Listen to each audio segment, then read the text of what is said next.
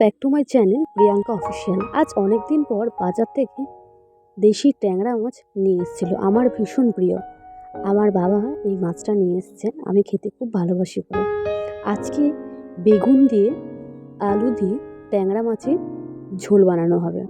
তাই দেখো, আলু আর বেগুন কেটে নিয়েছি লম্বা লম্বা করে, পেঁয়াজ কুচিয়ে নিয়েছি, লঙ্কা রসুন আর ধনেপাতা কুচিয়ে নিয়েছি। এরপরে মাছগুলো নুন হলুদ মাখিয়ে রেখে দিলাম। এবার বেগুনগুলো ভেজে নিলাম, নিয়ে আলুগুলোও ভেজে নিলাম। এবার এক এক করে মাছগুলোও ভেজে নিলাম।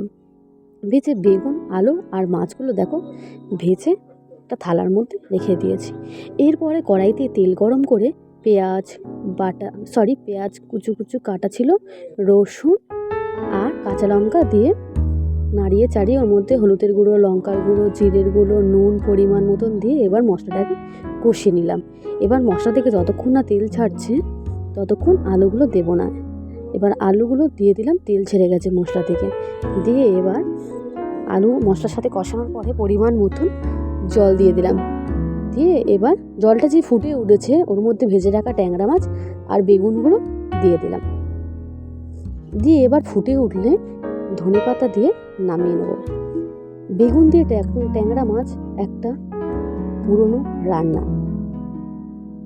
ভীষণ ভালো হয় খেতে। আর ট্যাংরা মাছ তো সবারই প্রিয়, এক কাটার মাছ, তো বাচ্চা থেকে বড় সবাই খেতে পারে এই মাছ।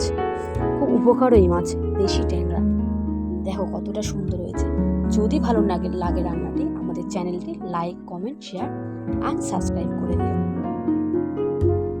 ট্যাংরা মাছ খুবই একটি জনপ্রিয় মাছ।